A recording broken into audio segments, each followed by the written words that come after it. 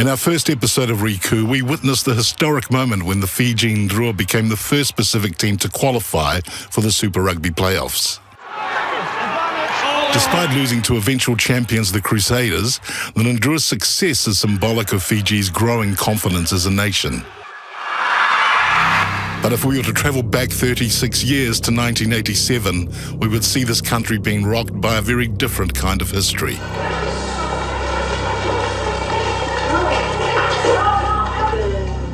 At that time, I was sitting in the typesetting room at the Fiji Sun when soldiers came in. And that time we had damn good journalists who were really churning out those big stories leading up to the military coup in 1987. It was, well, no one ever thought that would happen to Fiji. I am worried about her reaction, Her Majesty's reaction. And I agree that we have always been very loyal to Her Majesty. There was political instability, and then when it did happen, it kind of rocked the very foundations of society. I proclaim that as from this day forth, Fiji is declared a republic. I was born in Fiji, and I grew up in Fiji. I went to school in Fiji. I lived and experienced church and culture, everything.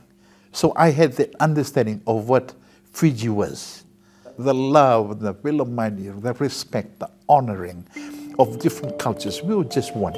In April of 1987, a multi-ethnic coalition led by Timothy Bavandra, with strong support from the Indo-Fijian community, defeated the indigenous-led government of Prime Minister Ratutu Kamasisimara. A month later, on May 14, Lieutenant Colonel Sitiveni Rambuka initiated the first of two coups d'etat that he would instigate that year. The Royal Fiji Military Forces have today, at 4 p.m., reasserted its authority over the government of Fiji.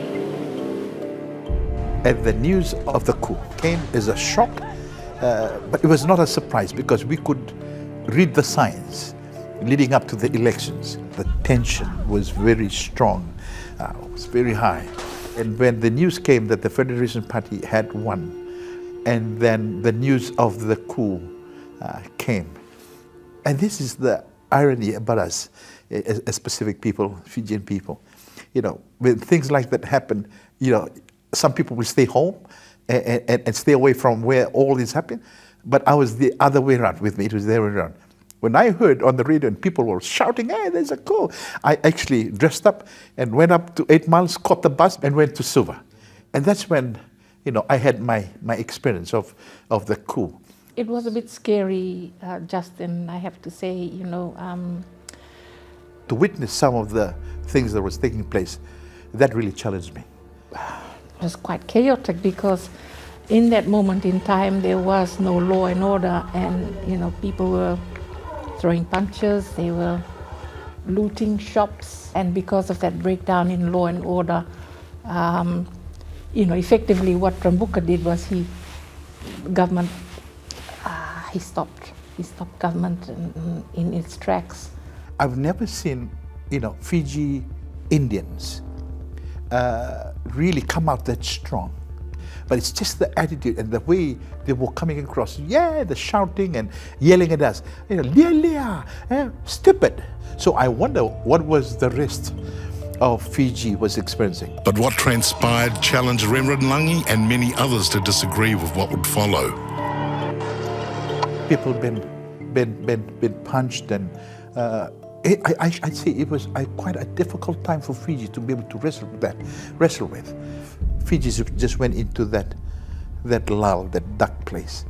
But majority of the people in Fiji, I believe, disagree and don't agree with what took place.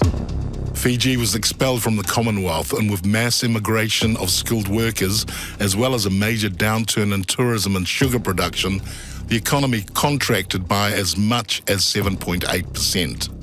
The coups also destabilized Fiji's political systems in ways that have taken decades to re-establish.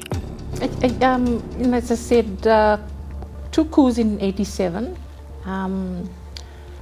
The coup in 2000 was instigated, it was a civilian coup instigated by George Speight. And then 2006, was Frank Bainimarama.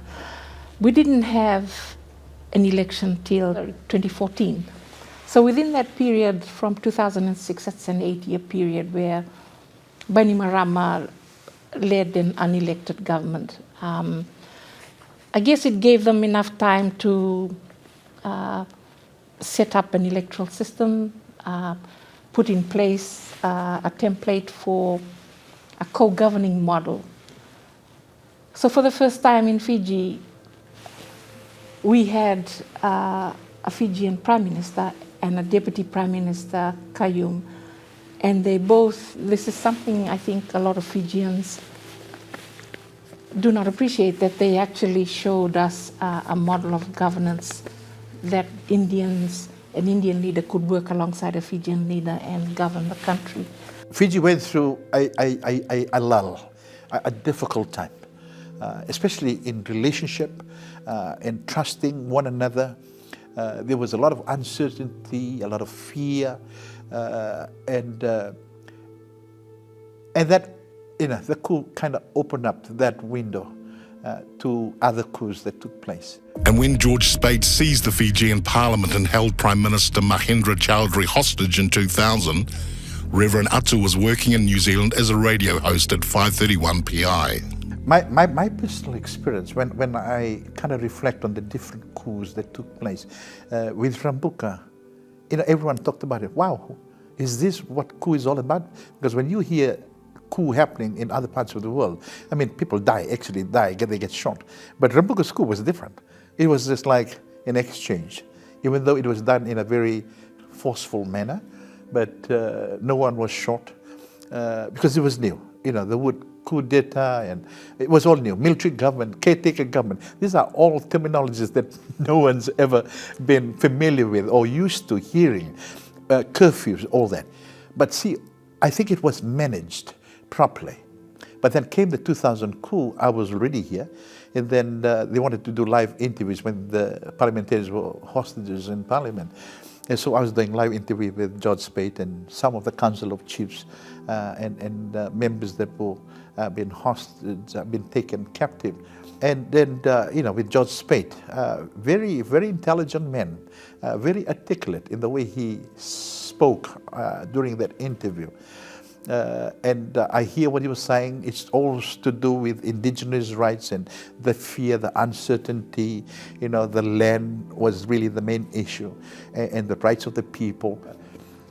It would have made a big difference if the whole Council of Chiefs and everyone had supported him, and the military.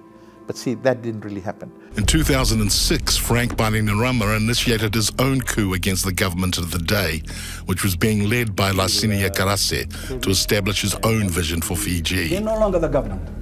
We are the government.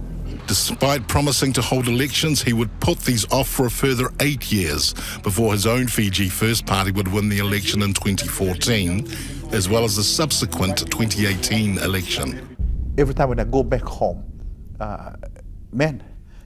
the freedom to be able to say something was very scary.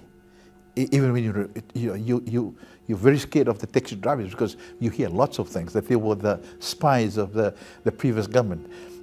Fear was huge. I say that with confidence that I actually experienced it, even as a church minister. Things that didn't happen during Rambuka's time and George Speight happened in the previous government with Bainimarama and Kayum, was really to interfere with the church. That didn't happen in the previous coups. So there was that respect, the mana, the honoring. But when Bainimarama, Kayum came into power, I think the very essence of a Fijian society, the fabric that undergirds faith, vanua, man, these guys actually interfered with it and trampled on it. You just have to be watchful, careful in what you say. You don't know who's looking. You kind of have that. You even to the point you can be paranoid. You just have to be careful. Even with, we were told, be careful of the people that you know. Even relatives were reporting on each other. And that was said. But in the 2022 elections, Bainimarama's government would be defeated and a new coalition of parties would take power, led by none other than Sitiveni Rambuka. But then going back after this election, everyone that I've spoken to, we all had the same thing to say. Man, just that sense of freedom. Fijian people will say, "Nakalium na nga, Santa Bakila nangalala." What Fijian people said, the first thing is now we can experience freedom. So to me, that was huge. Just that freedom, the freedom to be able to move around, say what you want to say, without anyone dobbing you, and you getting, penalized or prosecuted for. To me, that was huge. That freedom, but it'll take time.